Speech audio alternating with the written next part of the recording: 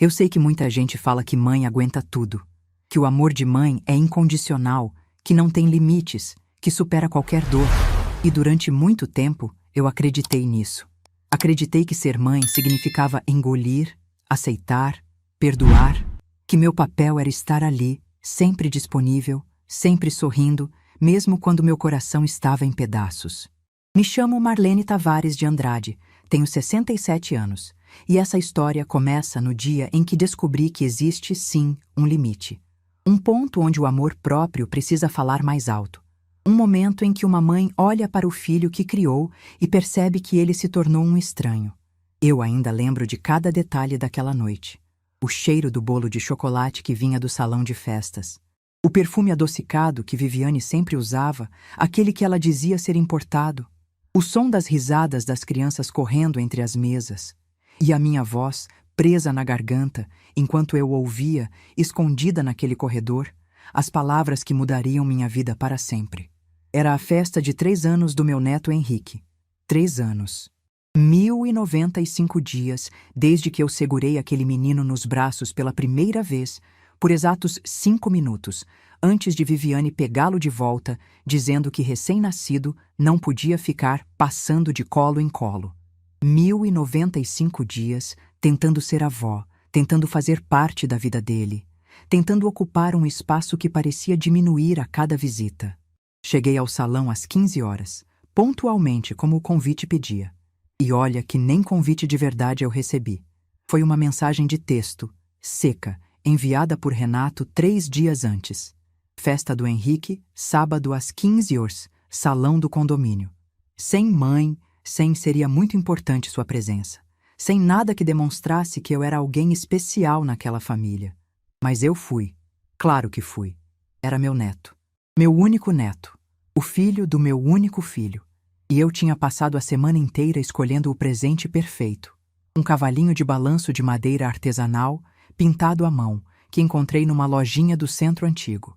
Custou R$ 800. R$ 800 que eu não tinha, que parcelei em 10 vezes, porque queria ver o sorriso de Henrique quando abrisse.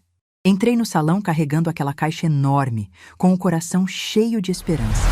Mas bastou dar 3 passos para eu entender exatamente qual era o meu lugar naquela festa. O salão estava dividido em mesas decoradas com plaquinhas, indicando os nomes dos convidados.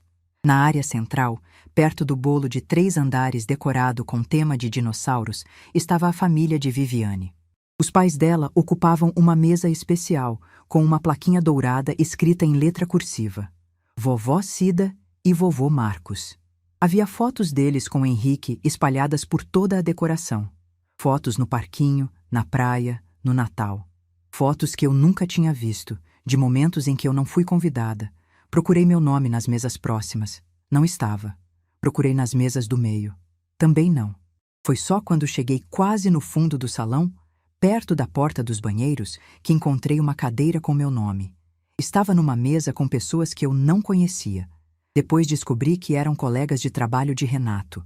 Gente que ele via todo dia, mas que não tinha nenhuma ligação com a família. A avó paterna do aniversariante estava sentada no fundo do salão, junto com estranhos, enquanto os avós maternos reinavam no centro da festa. Engoli a humilhação.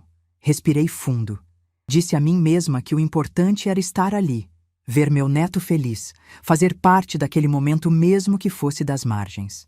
Sentei na minha cadeira, coloquei o presente debaixo da mesa e tentei sorrir para as pessoas ao meu redor. A tarde foi passando devagar. Eu observava de longe Henrique correndo de um lado para o outro, brincando com os primos, os filhos das irmãs de Viviane. Toda vez que ele passava perto da minha mesa, eu acenava. Ele sorria de volta, mas sempre tinha alguém para puxá-lo em outra direção antes que pudesse vir me abraçar. Quando chegou a hora das fotos oficiais, o fotógrafo pediu para os avós se posicionarem ao lado do bolo com Henrique. Dona Cida e seu Marcos levantaram imediatamente, ajeitando as roupas, sorrindo para a câmera. Eu também levantei. Era a avó também, não era? Tinha o mesmo direito de estar naquela foto. Mas antes que eu pudesse dar 2 passos, a voz de Viviane cortou o salão. Dona Marlene, essa foto é só da família mais próxima. A gente faz uma com a senhora depois, tá? Família mais próxima. Eu, que carregava Renato no ventre há 40 anos. Eu, que amamentei aquele menino durante 2 anos. Eu, que vendi o carro que era do meu falecido marido para dar a entrada no apartamento onde eles moravam. Eu não era família próxima. Fiquei paralisada no meio do salão. Senti os olhares dos convidados em mim. Alguns com pena, outros com constrangimento, outros desviando o olhar, fingindo que não tinham visto nada. Meu rosto queimava de vergonha. Voltei para minha cadeira no fundo do salão e ali fiquei, fingindo olhar o celular enquanto as lágrimas teimavam em querer escapar. A foto, depois, nunca aconteceu. Quando o bolo foi cortado, eu nem tentei me aproximar. Fiquei na minha mesa, comendo um pedaço de bolo de chocolate que uma garçonete trouxe, sentindo o gosto amargo da rejeição em cada mordida. O bolo era bom, mas poderia ser o melhor bolo do mundo que ainda assim teria gosto de cinzas na minha boca. A festa foi terminando aos poucos. Os convidados começaram a ir embora, abraçando Viviane e Renato na porta, parabenizando pela linda festa. Eu esperei todo mundo sair para tentar entregar meu presente a Henrique. Queria pelo menos isso.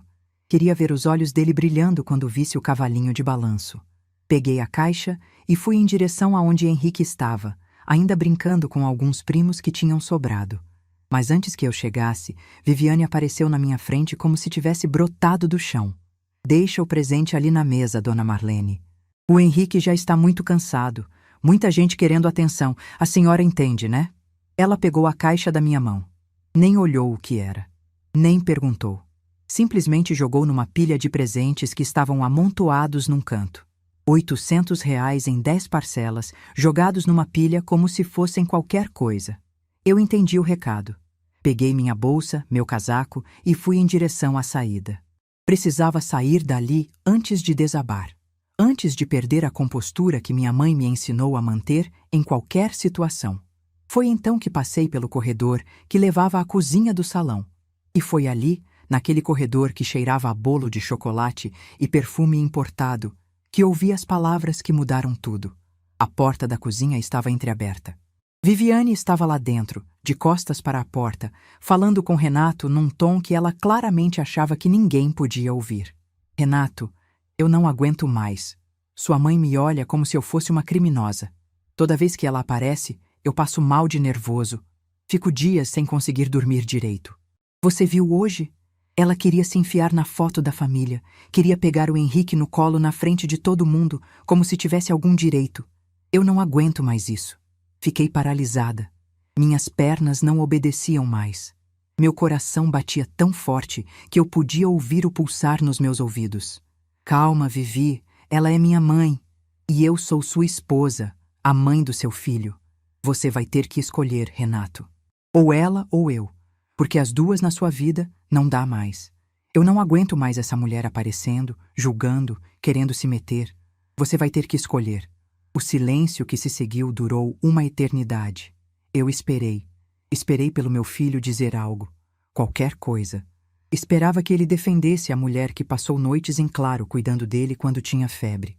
A mulher que trabalhou em 2 empregos para pagar a faculdade dele. A mulher que abriu mão de todos os seus sonhos para que ele pudesse realizar os dele. Mas o que veio foi apenas um suspiro longo. E depois, a voz do meu filho, baixa, quase um sussurro covarde. Tá bom, Vivi, eu converso com ela. Tá bom. 2 palavras. 2 palavras que destruíram 40 anos de dedicação. 2 palavras que jogaram no lixo cada madrugada que eu passei acordada cuidando dele. Cada real que eu economizei para dar a ele uma vida melhor. Cada sonho meu que foi adiado, engavetado, esquecido, para que os sonhos dele pudessem existir. Tá bom. Ele saiu da cozinha e me encontrou ali, parada no corredor, com o casaco na mão. Nossos olhos se cruzaram. Eu vi o exato momento em que ele percebeu que eu tinha ouvido tudo. Vi a cor sumir do rosto dele. Vi a boca se abrir procurando palavras que não existiam. Mãe, eu... Não precisa explicar, filho. Mãe, não é o que você está pensando. A Vivi está nervosa. Foi um dia longo. Eu disse que não precisa explicar. Ele ficou em silêncio. O filho que eu criei para ser forte, para ter palavra, para defender quem amava, estava ali na minha frente sem conseguir me olhar nos olhos. E as únicas palavras que saíram da boca dele foram: "Desculpa, mãe. Desculpa." Como se um pedido de desculpas pudesse apagar o que eu tinha acabado de ouvir. Como se desculpa fosse um curativo para uma ferida daquele tamanho. Eu não gritei, não chorei, não fiz cena. Minha mãe me ensinou que uma mulher de verdade mantém a compostura mesmo quando o mundo está desabando. Apenas olhei para ele, para aquele homem que eu não reconhecia mais, e disse com a voz mais calma que consegui: "Não precisa se desculpar, filho." Eu entendi perfeitamente. Peguei minha bolsa, coloquei o casaco e abri o aplicativo de táxi no celular. Chamei um carro. Saí daquele salão sem olhar para trás. Sem me despedir de ninguém. Sem dar a Viviane a satisfação de me ver derrotada. O táxi chegou em 5 minutos. Entrei, dei o endereço da minha casa e só quando o carro virou a primeira esquina, longe daquele condomínio, longe daquela festa, longe do filho que tinha me escolhido como sacrifício, eu deixei as lágrimas caírem. Mas não eram lágrimas de tristeza. Não eram lágrimas de autopiedade. Eram lágrimas de algo se quebrando dentro de mim. Algo que tinha aguentado demais. Por tempo demais. E junto com essa quebra, senti algo que não esperava sentir. Alívio. Porque enquanto as lágrimas escorriam pelo meu rosto e as luzes da cidade passavam borradas pela janela do táxi, uma certeza foi tomando forma dentro de mim. Uma certeza que crescia a cada quilômetro que me afastava daquela festa. Eu tinha ouvido o ultimato. Eu tinha ouvido a escolha do meu filho. Mas o que Viviane não sabia, o que Renato não sabia, o que ninguém naquela festa imaginava, era que aquele apartamento onde eles moravam, aquele apartamento que eles achavam que era deles, só existia por minha causa. E que as parcelas daquele financiamento, os R$ 3.200 que saíam todo mês, não saíam do salário deles. Saíam da minha aposentadoria. O táxi me deixou na porta do meu prédio às 9h30 da noite. Subi as escadas devagar, abri a porta do apartamento, acendi a luz. Sentei no sofá da sala, ainda de casaco, ainda de bolsa no ombro, e fiquei ali, olhando para o nada, deixando a realidade finalmente se assentar. Meu filho tinha me escolhido como sacrifício. Depois de tudo que eu fiz, depois de tudo que eu dei, ele tinha olhado para tua esposa e dito: "Tá bom." Mas eu também podia fazer escolhas. E pela primeira vez em muitos anos, eu ia escolher a mim mesma. Naquela noite, deitada na minha cama, olhando para o teto escuro, tomei a decisão mais importante da minha vida. Não ia gritar, não ia fazer escândalo, não ia implorar por um lugar que claramente não queriam me dar. Ia fazer algo muito mais poderoso. Ia mostrar para eles que a mulher que tratavam como invisível era, na verdade, a única coisa que sustentava a vida confortável deles. E quando descobrissem, seria tarde demais. Para vocês entenderem o peso daquela noite, eu preciso voltar no tempo. Preciso contar como cheguei até aquele corredor, ouvindo meu filho me trocar pela esposa como quem troca uma peça de roupa velha. Porque essa história não começou na festa do Henrique. Começou muito antes, no dia em que perdi o homem que era meu alicerce e descobri que a solidão de uma viúva é o terreno perfeito para ser explorada por quem deveria protegê-la. Geraldo partiu há 6 anos, levado por uma condição cardíaca numa madrugada gelada de julho. Eu acordei às 3 da manhã com um pressentimento estranho. Virei para o lado e vi que ele estava imóvel. Chamei seu nome 1, 2, 3 vezes. Sacudi seu ombro, já estava frio. 38 anos de casamento terminaram assim, no silêncio de um quarto escuro, com o homem que eu amava ao meu lado, sem que eu pudesse fazer nada.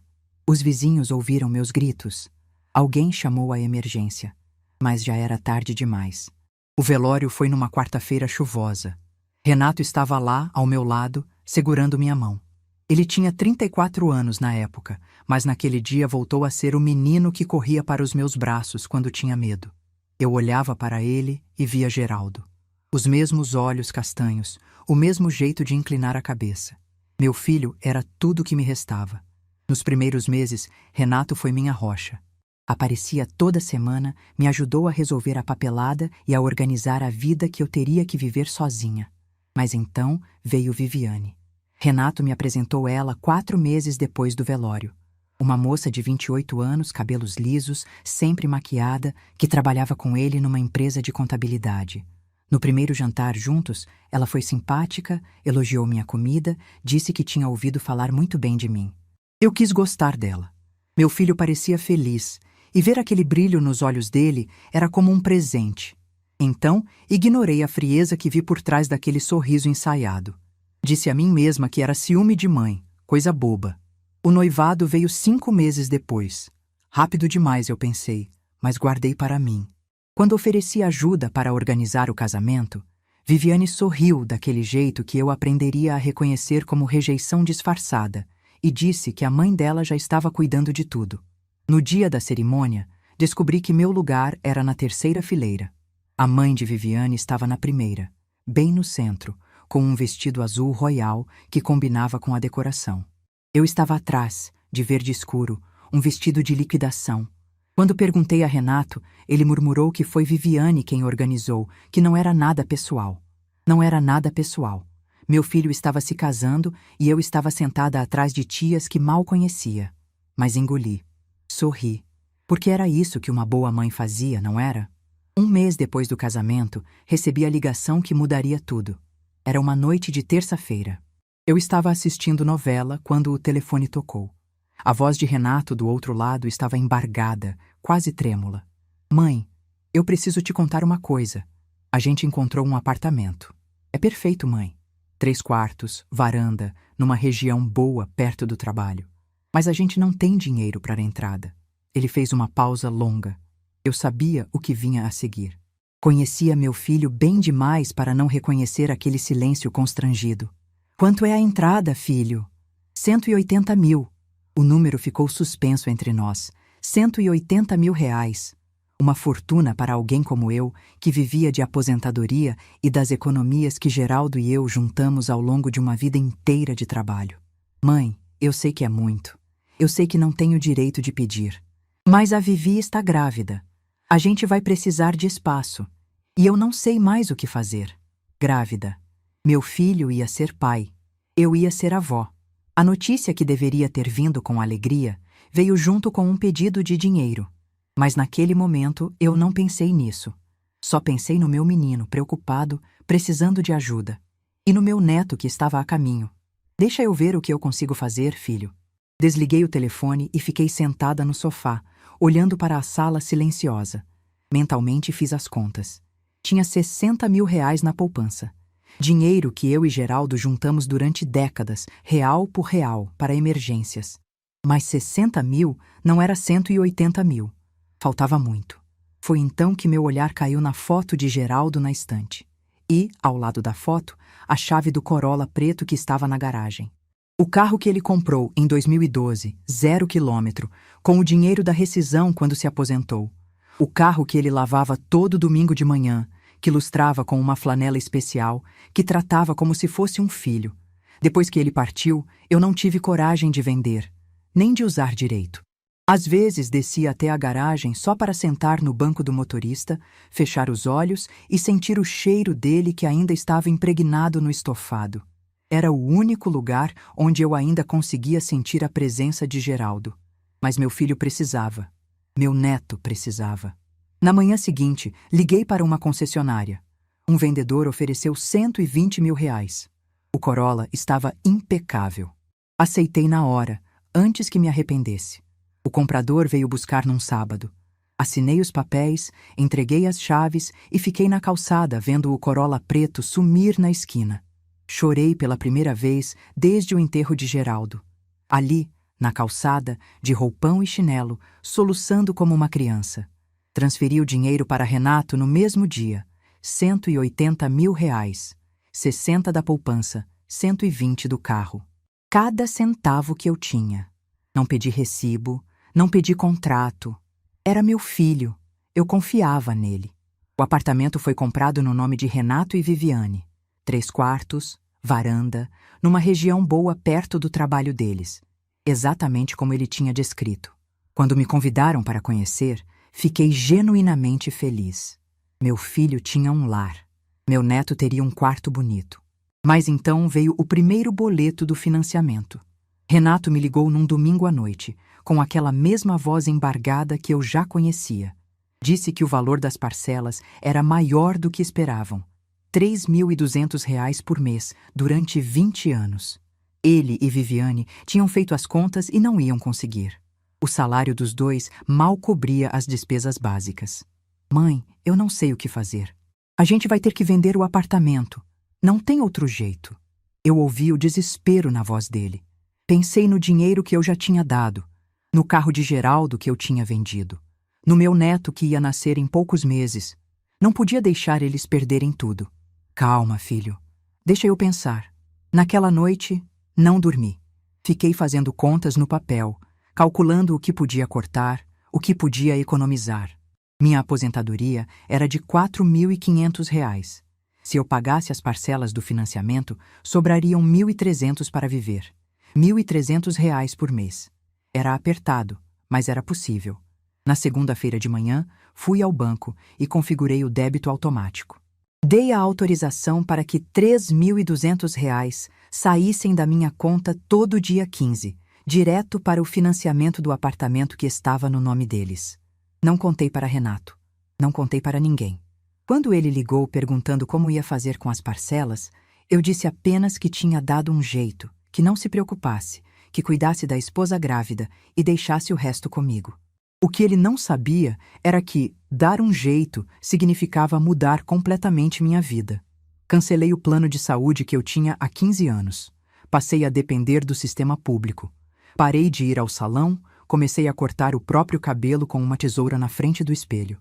Parei de comprar roupas novas, passei a usar as mesmas peças até gastarem.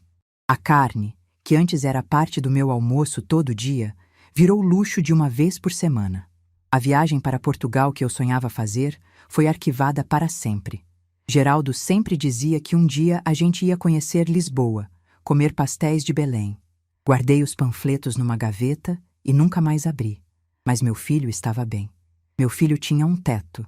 Meu neto ia nascer num apartamento bonito, num bairro seguro. Isso bastava. Ou pelo menos era o que eu dizia a mim mesma.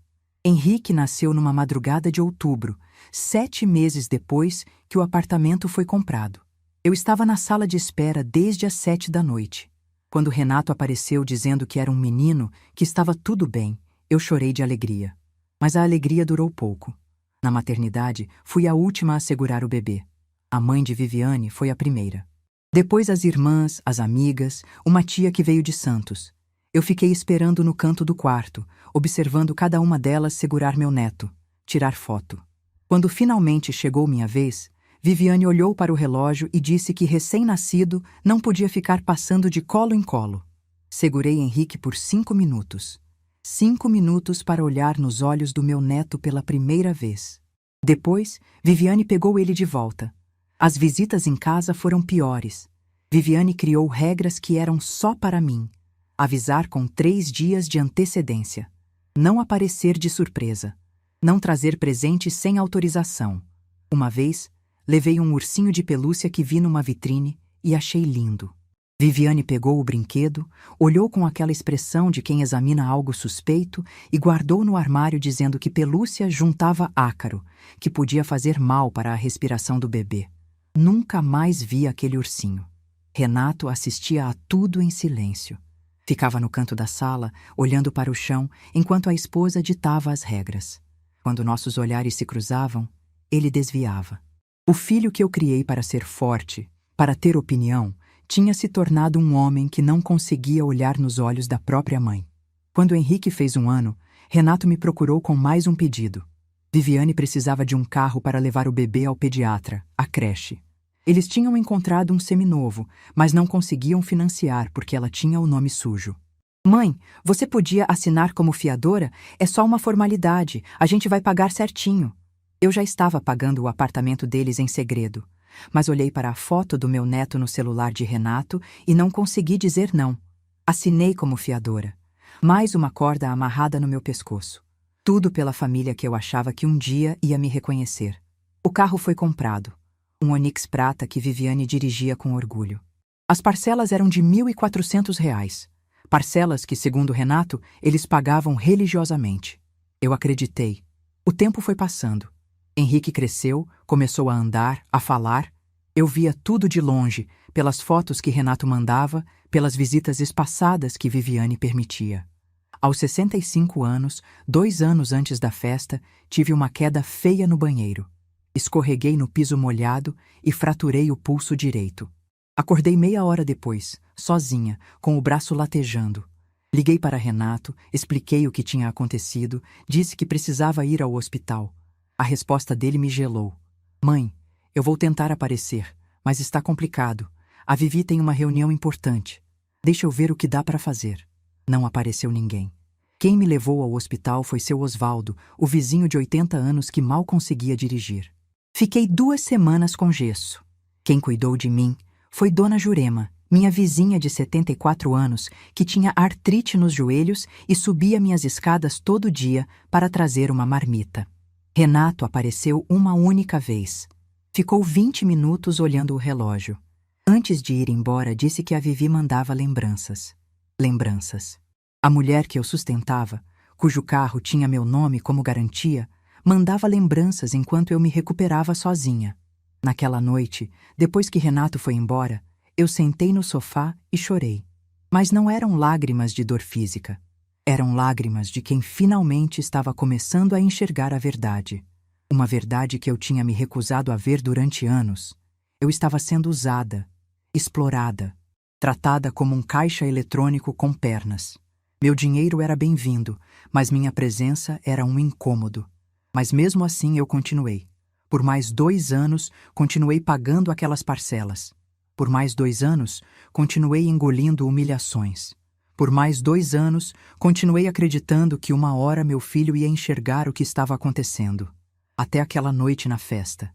Até aquele ultimato. Até ouvir meu filho dizer "tá bom" para a mulher que queria me eliminar da vida dele. Foi ali que algo em mim finalmente quebrou. E do outro lado dessa quebra, nasceu uma mulher que eu não conhecia. Uma mulher que estava cansada de ser invisível. Uma mulher que finalmente ia fazer uma escolha. E essa escolha mudaria tudo. Aquela noite no táxi foi a mais longa da minha vida. Cada semáforo vermelho parecia durar uma eternidade. Cada curva me afastava mais daquele salão de festas, daquele corredor, daquelas palavras que ainda ecoavam na minha cabeça como um disco arranhado. Ou ela ou eu. Tá bom, Vivi. Cheguei em casa por volta das 10 da noite. Paguei o taxista com as mãos tremendo. Subi as escadas do prédio devagar, como se cada degrau pesasse toneladas. Abri a porta do apartamento e fui recebida pelo silêncio. O mesmo silêncio que me acompanhava desde que Geraldo partiu. Só que dessa vez, o silêncio tinha outro peso. Tinha o peso de uma decisão que eu ainda não sabia que estava tomando. Não liguei a televisão. Não fui para a cozinha fazer um chá. Apenas sentei no sofá, ainda de bolsa e casaco, e fiquei ali, olhando para o nada. A sala estava escura, iluminada apenas pela luz que vinha do poste da rua. E naquela penumbra eu repassei mentalmente cada momento dos últimos 6 anos. Os R$180 mil que eu dei para a entrada do apartamento. O carro de Geraldo que eu vendi para completar o valor. As parcelas de R$3.200 que saíam da minha conta todo mês. A fiança do carro de Viviane. Os presentes que eram guardados em armários. As visitas controladas. Os 5 minutos com meu neto na maternidade. A queda no banheiro. As lembranças que Viviane mandou enquanto eu me recuperava sozinha. 6 anos. 6 anos dedicando tudo o que eu tinha, dinheiro, tempo, amor, para uma família que me via como um estorvo. 6 anos sendo invisível. 6 anos engolindo humilhações porque acreditava que um dia as coisas iam melhorar. E qual foi o resultado? Meu filho dizendo, tá bom, para a mulher que queria me eliminar da vida dele. Naquela noite, não chorei mais. Já tinha chorado o suficiente no táxi. O que eu sentia era diferente. Era uma clareza gelada, uma lucidez que eu não experimentava há muito tempo. Como se uma névoa que cobria meus olhos tivesse finalmente se dissipado. Fui para o quarto, troquei de roupa, deitei na cama. Mas não consegui dormir. Fiquei olhando para o teto, ouvindo o barulho dos carros lá fora, pensando no que fazer. Pela primeira vez em anos, eu estava me perguntando: o que eu quero? O que é melhor para mim? O celular apitou por volta da meia-noite. Era uma mensagem de Renato. Mãe, a gente precisa conversar. Me liga amanhã. Olhei para aquela mensagem e não senti nada. Nenhuma urgência em responder. Nenhuma ansiedade. Apenas um vazio tranquilo. Coloquei o celular no silencioso e virei para o lado. Os 3 dias seguintes foram os mais estranhos da minha vida. Não atendi nenhuma ligação. Não respondi nenhuma mensagem. O celular tocava, vibrava, apitava. Eu simplesmente ignorava. Via o nome de Renato na tela, via as mensagens se acumulando e não sentia absolutamente nenhuma vontade de responder. No primeiro dia, acordei tarde. Tomei café olhando pela janela, sem pressa. Fiz um almoço simples, assisti televisão, li algumas páginas de um livro que estava abandonado na estante há meses. Parecia uma outra vida. Uma vida onde eu não estava correndo para atender às necessidades de ninguém. Uma vida onde eu existia para mim mesma. No segundo dia, saí para caminhar. Fui até a praça do bairro, sentei num banco, fiquei observando as pessoas passando. Mães com carrinhos de bebê, casais de mãos dadas, idosos conversando. A vida acontecendo ao meu redor enquanto eu, pela primeira vez em muito tempo, não estava preocupada com nada além do momento presente. No terceiro dia, Dona Jurema bateu na minha porta. Ela tinha ouvido de Renato que eu não estava atendendo o telefone e veio ver se estava tudo bem. Marlene, seu filho está preocupado. Ligou aqui em casa perguntando se eu tinha notícias suas. Eu a convidei para entrar, servi café e contei tudo, desde o começo. A entrada do apartamento, o financiamento secreto, a fiança do carro, as humilhações ao longo dos anos, o ultimato na festa. Dona Jurema ouviu tudo em silêncio, com aquele olhar de quem já viu muita coisa na vida. Quando terminei, ela pegou minha mão e disse algo que nunca vou esquecer. Marlene, você passou a vida inteira cuidando dos outros. Agora chegou a hora de cuidar de você. E se isso significa se afastar de quem te machuca, então é isso que você precisa fazer. Naquela noite, depois que Dona Jurema foi embora, eu tomei a decisão. Não foi um momento dramático. Não teve trilha sonora de filme. Foi uma certeza calma que se instalou no meu peito. Eu sabia exatamente o que precisava fazer. Na manhã do quarto dia, acordei às 6 horas. Tomei banho, me arrumei com cuidado, escolhi uma roupa que me fazia sentir forte. Tomei café sem pressa, lavei a louça, organizei a cozinha. E às 9 em ponto, quando o banco abriu, eu estava lá. A agência estava quase vazia àquela hora. Uma funcionária me atendeu com aquele sorriso automático de quem repete as mesmas frases o dia inteiro. Expliquei o que queria: cancelar uma autorização de débito automático. Ela pediu os dados da conta, digitou algumas coisas no computador, franziu a testa. A senhora quer cancelar o débito automático do financiamento imobiliário? Isso mesmo. A senhora tem certeza? O imóvel não está no seu nome, mas a senhora é a responsável pelo pagamento. Se cancelar, o financiamento vai entrar em inadimplência. Eu sei. Ela me olhou por um momento, talvez esperando que eu mudasse de ideia. Mas eu sustentei o olhar, firme, sem hesitar. Ela assentiu e continuou digitando. Vou precisar que a senhora assine alguns documentos. Assinei cada papel com uma calma que me surpreendeu. Minha mão não tremeu uma única vez. Cada assinatura era como tirar um peso das costas. Cada carimbo era um passo em direção à minha liberdade. Quando terminamos, a funcionária me entregou uma cópia dos documentos e disse que o cancelamento seria efetivado em até 2 dias úteis. Agradeci, guardei os papéis na bolsa e saí do banco. Mas eu ainda não tinha terminado. Da agência bancária, fui direto para a concessionária, onde tinha assinado como fiadora do carro de Viviane. O gerente me recebeu com aquela educação forçada de quem sente que vem problema pela frente. Expliquei a situação. Eu queria me retirar como fiadora do financiamento. Ele franziu a testa, consultou o sistema, explicou que não era tão simples assim, que eu tinha assinado um contrato, que havia compromissos legais. A senhora pode solicitar a substituição de fiador, mas os titulares do financiamento precisam apresentar um novo fiador ou quitar o valor restante. Caso contrário, se houver inadimplência, a senhora será acionada. E se eu simplesmente notificar que não quero mais ser fiadora? A senhora pode fazer isso formalmente, por escrito. Mas o contrato atual continua válido até que seja renegociado ou quitado. Pedi para fazer a notificação formal mesmo assim. Ele imprimiu um documento, eu assinei, e ele me deu uma cópia carimbada. Disse que ia comunicar os titulares sobre minha decisão. Saí da concessionária com mais um papel na bolsa e uma sensação estranha no peito. Não era alegria, não era tristeza, era uma espécie de paz. A paz de quem finalmente parou de carregar um peso que não era seu. Voltei para casa caminhando devagar. O sol estava forte, mas eu não me importava. Parei numa padaria, comprei pão fresco, um pedaço de queijo. Almocei sem pressa, saboreando cada garfada como se fosse a primeira refeição da minha vida. À tarde, o celular começou a tocar novamente. Renato. Dessa vez, eu atendi. Mãe, mãe, onde você estava?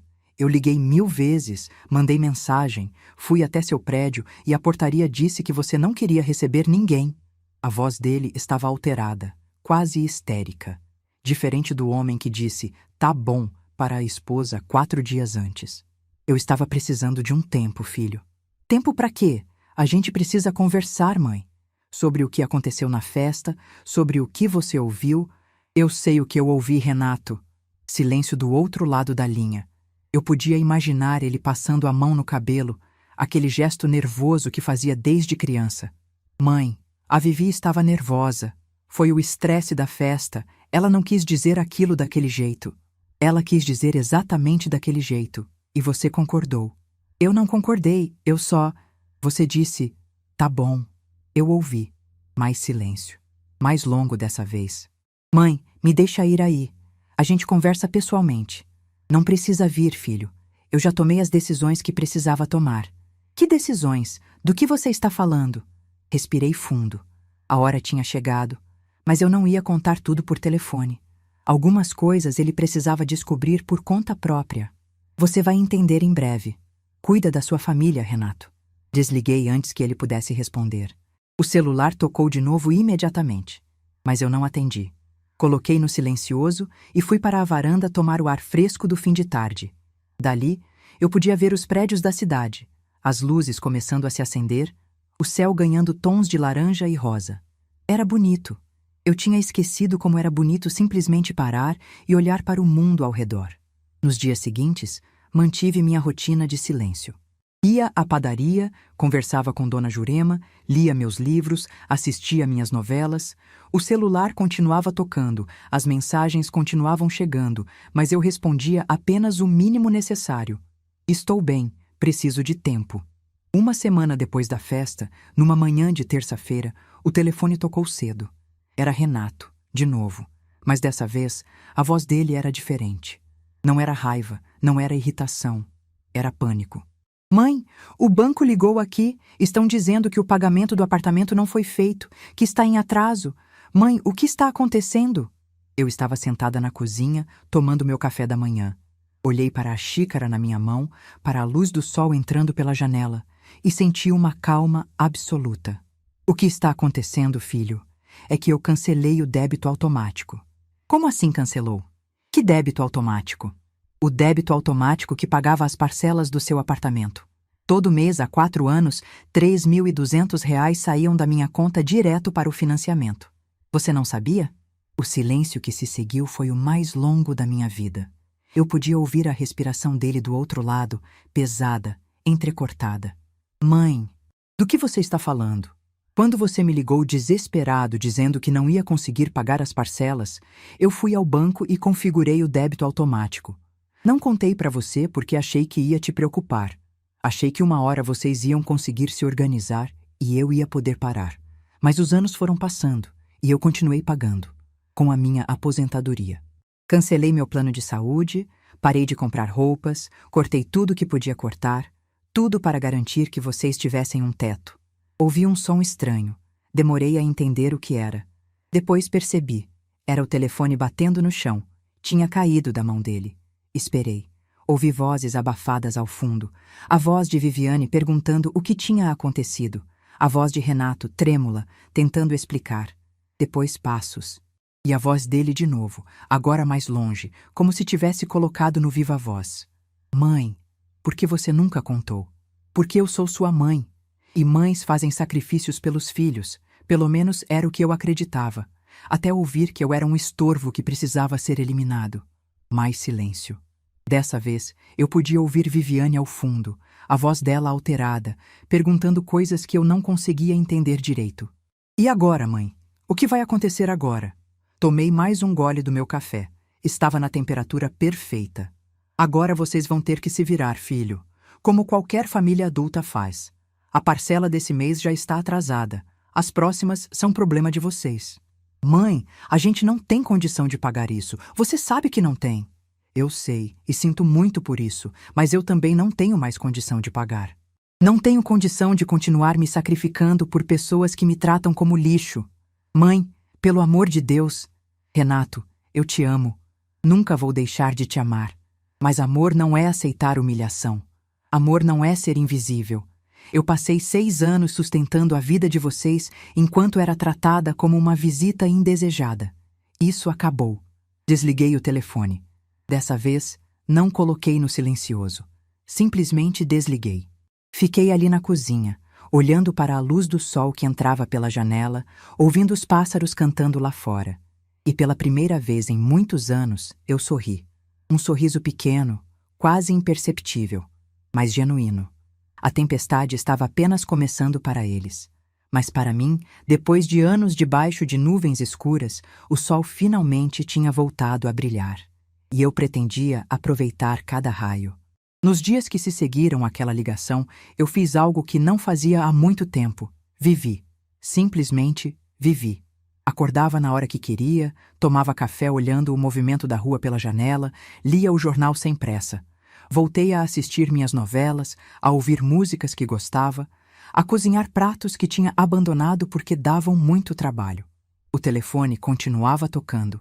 Renato ligava várias vezes por dia. Viviane também começou a ligar, o que me surpreendeu. Nos 6 anos de casamento deles, ela nunca tinha me ligado diretamente. Agora, de repente, meu número era o mais discado do celular dela. Eu não atendia. Não por raiva, não por vingança. Simplesmente porque não tinha nada a dizer. Tudo que precisava ser dito já tinha sido dito naquela manhã de terça-feira, quando Renato descobriu quem realmente pagava o teto sobre a cabeça dele. Uma semana depois da revelação, Dona Jurema apareceu na minha porta com notícias. Ela tinha uma sobrinha que trabalhava no cartório do bairro onde Renato morava, e como cidade pequena é assim mesmo, as fofocas corriam soltas. Marlene, parece que seu filho está desesperado tentando renegociar o financiamento. Foi no banco 3 vezes essa semana, mas não está conseguindo nada. Eu ofereci café a ela e ouvi o resto. Segundo a sobrinha, Renato e Viviane tinham ido juntos na primeira vez, discutiram na frente do gerente e Viviane saiu batendo a porta. Nas outras 2 vezes, ele foi sozinho. Saiu de lá com a cara de quem tinha levado um soco no estômago. E tem mais, Dona Jurema continuou, abaixando a voz como se alguém pudesse ouvir. Parece que a concessionária também entrou em contato com eles. Alguma coisa sobre a fiança do carro. Então a notificação tinha chegado. Eu assenti em silêncio, tomando meu café. Não senti prazer com aquelas notícias. Mas também não senti culpa. Senti apenas a confirmação de algo que eu já sabia. Eles tinham construído uma vida inteira em cima de areia, e a maré tinha finalmente chegado. 2 semanas depois da revelação, Renato apareceu na porta do meu apartamento. Sem avisar, sem ligar antes. Simplesmente tocou a campainha numa tarde de quinta-feira e quando abri a porta, levei um susto. Meu filho parecia ter envelhecido 10 anos. Olheiras fundas, barba por fazer, roupas amarrotadas. O homem que sempre foi tão vaidoso, que Viviane fazia questão de manter sempre impecável, estava ali na minha frente parecendo um mendigo. Mãe, eu preciso conversar com você. Abri a porta e deixei ele entrar. Não por pena, mas porque era meu filho. E por mais que ele tivesse me machucado, eu ainda era mãe. Ofereci água, café. Ele aceitou a água com as mãos tremendo. Sentamos na sala. Ele no sofá, eu na poltrona de frente.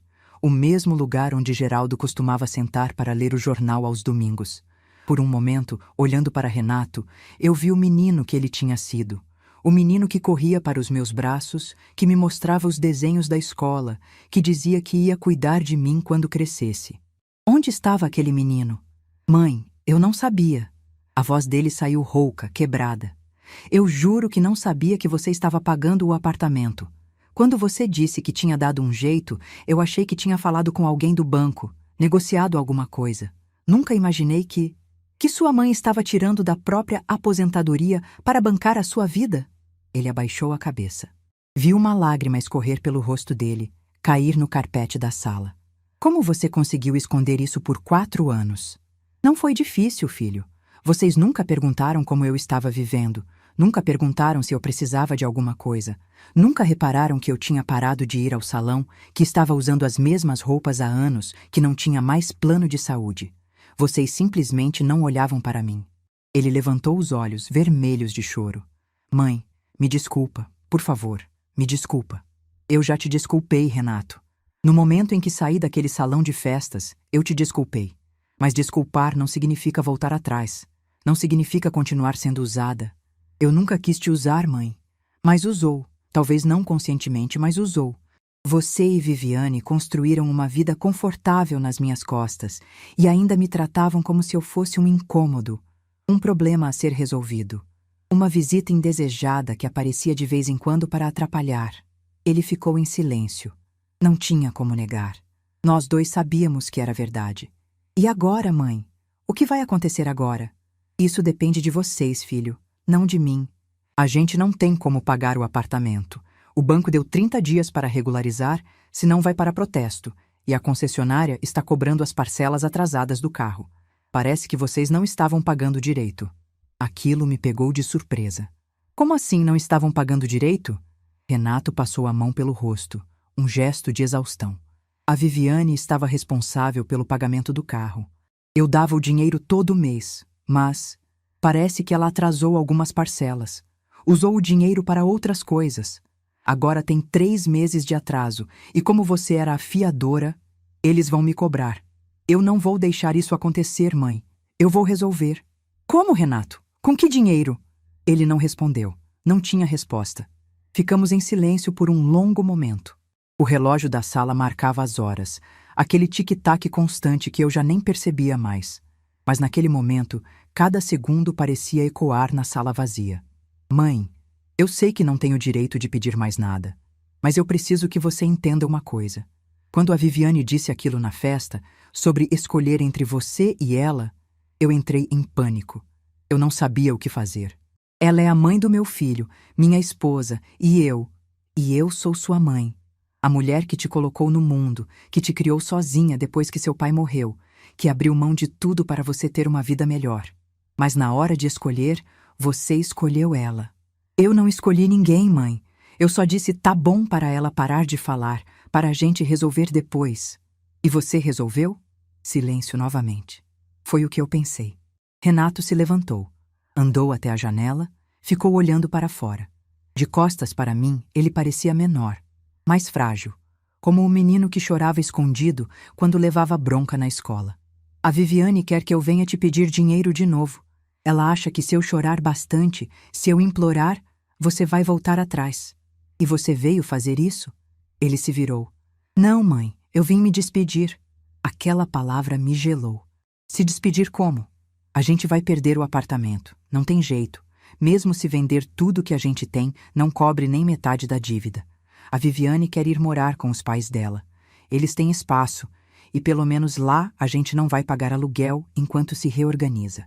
Dona Cida e seu Marcos, os avós oficiais do Henrique, os que ocupavam o lugar de honra nas festas enquanto eu era jogada no fundo do salão. E o Henrique? Vai com a gente, claro. Ele fez uma pausa. Mãe, eu sei que você quer ver ele, e eu prometo que vou trazer ele aqui sempre que puder. A Viviane não vai gostar, mas eu não me importo mais com o que ela gosta ou não gosta. Pela primeira vez desde que ele chegou, vi algo diferente nos olhos dele. Uma faísca de alguma coisa. Raiva, talvez. Ou determinação. O que aconteceu, Renato? Ele deu um sorriso amargo. Aconteceu que eu finalmente abri os olhos, mãe. Quando o banco ligou e você contou a verdade, eu fui confrontar a Viviane. Queria saber se ela sabia de alguma coisa. E sabe o que ela disse? Esperei. Ela disse que desconfiava, que sempre achou estranho a gente conseguir pagar tudo tão tranquilo. Mas nunca quis perguntar por que, nas palavras dela, Era melhor não cutucar. Ela sabia, mãe. Talvez não soubesse os detalhes, mas sabia que tinha alguma coisa errada e preferiu fingir que não. Aquilo doeu mais do que eu esperava. Não a revelação em si, mas a confirmação do que eu sempre suspeitei. Viviane não era apenas fria e controladora. Era calculista. Tinha construído a vida dela em cima do meu sacrifício e preferiu não questionar para não ter que reconhecer. E o que você vai fazer com essa informação, filho? Ele voltou a sentar no sofá, dessa vez mais perto de mim. Eu não sei ainda, mãe. O que eu sei é que muita coisa vai mudar. Eu passei 6 anos sendo o marido que ela queria que eu fosse, concordando com tudo, evitando conflito, deixando ela decidir tudo. E onde isso me levou? A perder meu apartamento, meu carro e quase perder minha mãe.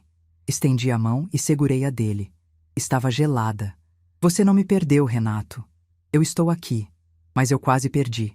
Se você não tivesse tomado essa atitude, se tivesse continuado pagando em silêncio, eu nunca teria descoberto a verdade.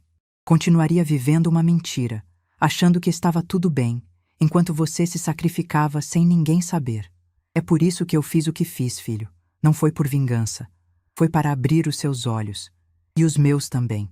Ele apertou minha mão. Obrigado, mãe. Eu sei que parece loucura agradecer por ter perdido tudo, mas... obrigado. Ficamos assim por um momento, mãe e filho, de mãos dadas na sala silenciosa. Lá fora, o sol começava a se pôr, pintando o céu de laranja e rosa. Era bonito. A vida continuava sendo bonita, mesmo em meio ao caos. Mãe, eu preciso te pedir uma última coisa. E não é dinheiro. O que é? Perdão, não pelas coisas práticas, pelo apartamento, pelo dinheiro. Perdão por ter te feito sentir invisível, por ter deixado a Viviane te tratar daquele jeito, por não ter sido o filho que você merecia. Olhei nos olhos dele. Os mesmos olhos castanhos de Geraldo. Os mesmos olhos do menino que um dia prometeu cuidar de mim. Você é meu filho, Renato. Eu te amo desde o dia em que soube que você existia. E vou te amar até o último dia da minha vida. Claro que eu te perdoo. Ele desabou. Chorou como não chorava desde criança, com soluços que sacudiam o corpo inteiro. E eu fiz o que sempre fiz quando ele chorava. Abracei. Segurei meu filho nos braços e deixei ele chorar, ali no sofá da sala, enquanto o sol se punha lá fora. Quando ele se acalmou, já era noite. Ofereci jantar, mas ele disse que precisava voltar, que tinha coisas para resolver, que a mudança para a casa dos sogros seria no final de semana. Na porta, ele se virou uma última vez. Mãe, eu vou te provar que eu posso ser melhor. Pode demorar, mas eu vou. Eu acredito em você, filho. Ele foi embora. Eu fechei a porta e fiquei ali, encostada na madeira, ouvindo os passos dele se afastando pelo corredor. E pela primeira vez, desde que tudo começou, eu chorei. Não de tristeza, não de alívio. Chorei porque, no meio de toda aquela tempestade, eu tinha recuperado algo que achei que tinha perdido para sempre. Meu filho. Não o filho perfeito, não o filho que eu sonhei, mas o filho real, imperfeito, que finalmente tinha aberto os olhos.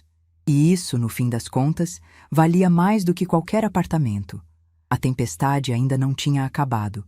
Nos meses seguintes, o apartamento foi a leilão. O carro foi devolvido para a concessionária. Renato, Viviane e Henrique se mudaram para a casa dos pais dela, num bairro mais afastado da cidade. Mas algo tinha mudado. Algo fundamental. E eu sabia que, quando a poeira baixasse, as coisas seriam diferentes. Porque, finalmente, depois de anos vivendo para os outros, eu tinha escolhido viver para mim. E essa escolha, por mais dolorosa que tivesse sido, era o primeiro passo para uma vida nova. Uma vida onde eu não seria mais invisível. Um ano inteiro se passou desde aquela festa de aniversário que mudou tudo. Um ano desde o ultimato, desde o "tá bom, Vivi", desde o táxi que me levou embora de uma vida que não era mais minha. E se eu pudesse voltar no tempo e falar com a Marlene daquela noite, a Marlene que chorava no banco de trás do carro, olhando as luzes da cidade passarem borradas pela janela, eu diria apenas uma coisa. Aguenta firme, porque o melhor ainda está por vir. Hoje é uma manhã de sábado, e eu estou sentada na varanda do meu apartamento tomando café com calma. O sol de outono entra suave pela janela, aquecendo meu rosto enquanto eu observo os pássaros no fio de luz lá fora. Daqui a pouco, Henrique vai chegar para passar o fim de semana comigo. Sim, vocês ouviram direito. O fim de semana inteiro. Muita coisa mudou nesses 12 meses. Tanta coisa que às vezes eu mesma tenho dificuldade de acreditar. Depois que o apartamento foi a leilão e o carro devolvido, Renato, Viviane e Henrique se mudaram para a casa dos pais dela, como ele tinha me contado. Os primeiros meses foram difíceis. Dona Cida e seu Marcos, que antes posavam orgulhosos nas fotos como os avós oficiais, não ficaram nada felizes em receber a filha, o genro e o neto de volta.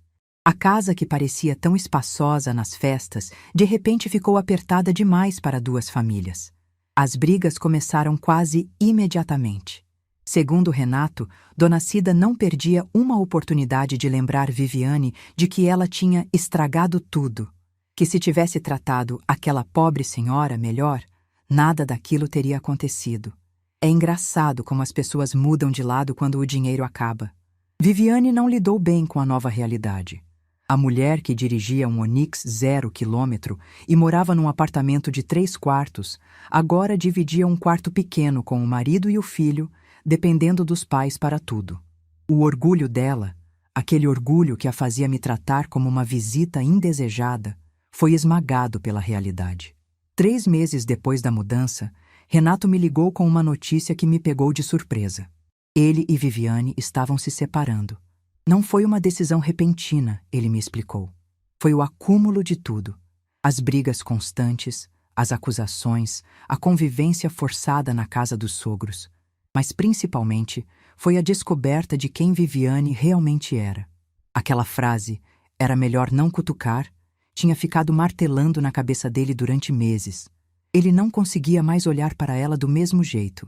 A separação foi difícil, principalmente por causa do Henrique. Mas Renato fez questão de uma coisa: guarda compartilhada. Ele queria estar presente na vida do filho, queria ser o pai que não tinha conseguido ser enquanto estava ocupado demais tentando agradar a esposa. Viviane voltou para a casa dos pais definitivamente. Renato alugou um apartamento pequeno, de 1 quarto, num bairro mais simples. Começou do zero. Sem carro, sem luxo, sem a vida confortável que tinha construído nas minhas costas. Mas, pela primeira vez em muito tempo, ele parecia em paz. As visitas do Henrique à minha casa começaram tímidas. Uma tarde de domingo aqui, algumas horas ali. Viviane ainda tentava controlar tudo, criando regras e restrições. Mas Renato não deixava mais. Cada vez que ela tentava impedir o neto de me ver, ele batia o pé. E aos poucos, as visitas foram ficando mais longas, mais frequentes.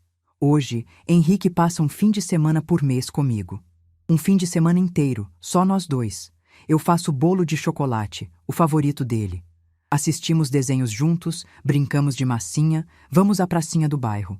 Ele me chama de vovó Lene e me dá beijos melados de chocolate no rosto. Cada momento com ele é um presente que eu não sabia que ainda podia receber. E Viviane? Bem, Viviane não olha mais na minha cara. Quando Renato vem buscar ou trazer Henrique e ela está junto, ela fica no carro, olhando para o celular.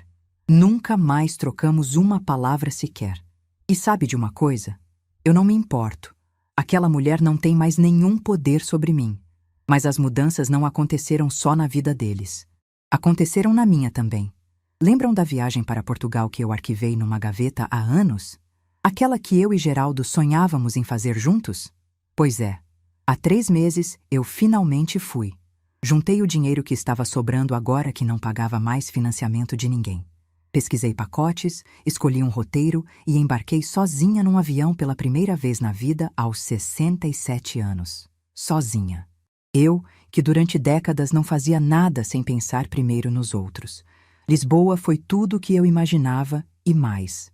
Caminhei pelas ruas antigas do bairro Alto, sentindo as pedras portuguesas sob meus pés, ouvindo o fado escapando pelas janelas abertas.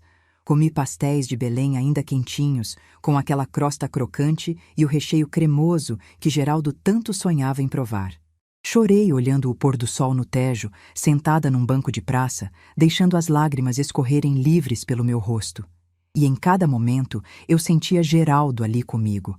Não de um jeito triste, mas de um jeito leve, como se ele estivesse orgulhoso de me ver finalmente vivendo.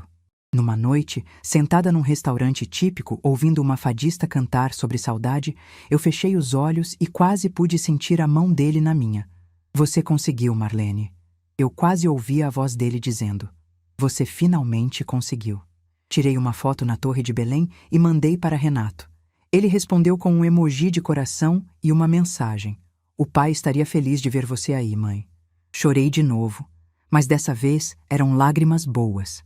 Lágrimas de uma vida que finalmente estava sendo vivida. Voltei de Portugal renovada, diferente. Não só por causa dos lugares que conheci, mas por causa da mulher que descobri que ainda existia dentro de mim. Uma mulher corajosa, independente, capaz de atravessar o oceano sozinha e voltar inteira. Uma mulher que eu tinha esquecido há muito tempo. Desde então, muita coisa mudou na minha rotina. Voltei a frequentar o salão toda semana. Comprei roupas novas, coloridas, que me fazem sentir bonita. Fiz um plano de saúde novamente. Comecei a fazer caminhadas todas as manhãs na praça do bairro, onde encontrei outras senhoras da minha idade que se tornaram amigas queridas. Dona Jurema, minha vizinha fiel, continua sendo minha companheira de cafés da tarde. Ela foi a primeira pessoa para quem mostrei as fotos de Portugal. Ficamos horas relembrando cada detalhe, e ela disse que eu estava rejuvenescida. Acho que ela tem razão. Renato vem me visitar toda semana. Não para pedir nada, não para reclamar de nada. Vem simplesmente para me ver, para conversar, para ser filho. Às vezes traz Henrique junto, às vezes vem sozinho. Sentamos na sala, tomamos café, e ele me conta sobre o trabalho novo, sobre as dificuldades, sobre as pequenas vitórias do dia a dia. Outro dia, ele me disse algo que me emocionou profundamente.